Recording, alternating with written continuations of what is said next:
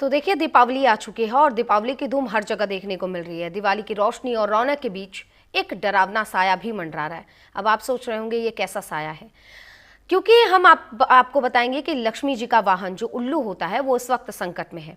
तंत्र मंत्र में इस्तेमाल किए जाने वाले इस दुर्लभ पक्षी की अब तस्करी भी तेज हो गई है। वन विभाग ने उल्लुओं की सुरक्षा को लेकर विशेष अलर्ट जारी किया है। लेकिन क्या है ये पूरी खबर, इस रिपोर्ट से समझिए।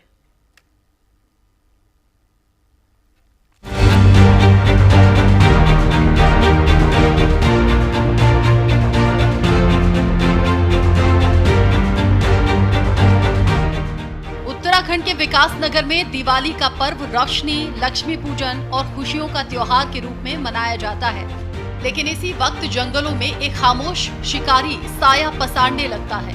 कहते हैं कि लक्ष्मी की कृपा पाने के लिए कुछ तांत्रिक उल्लू का उपयोग करते हैं और यही अंधविश्वास इस खूबसूरत पक्षी के जीवन के लिए मौत का जाल बन जाता है।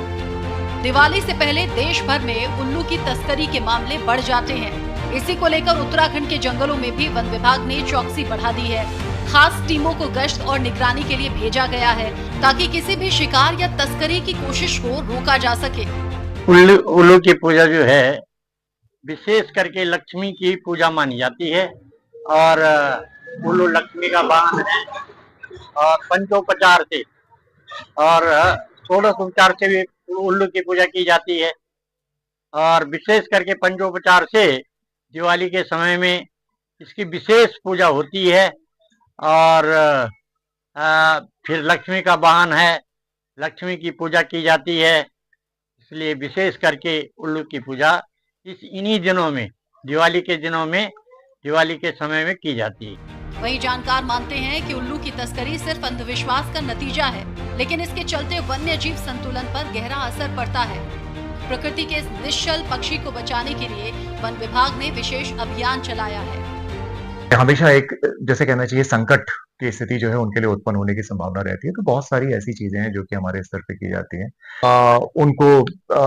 उनमें सघन पेट्रोलिंग और उन पे पूर्ण जो है उनका अनुश्रवण करने की जो है निर्देश निर्गत किए जाते हैं। आप ये मान के चलिए कि वन्यजीव सुरक्षा के लिए, उनके संरक्षण और संवर्धन के लिए वन विभाग पूरी तरीके से मुस्तैद है और हर लेवल पर विभागीय वन अधिकारी से लेकर के नीचे लेवल तक, फॉरेस्ट गार्ड लेवल तक जो है सभी को निर्देश निर्गत किए। स्पीशीज हैं उनके केस में जो है 7 साल तक की सजा है। वन विभाग की टीमें इन इलाकों में लगातार गश्त कर रही है।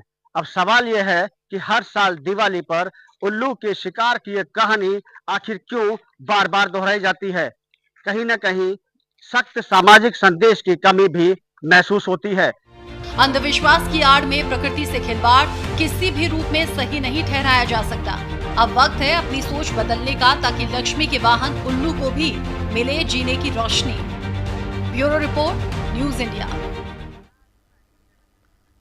तो देखिए, त्योहारी सीजन आ चुका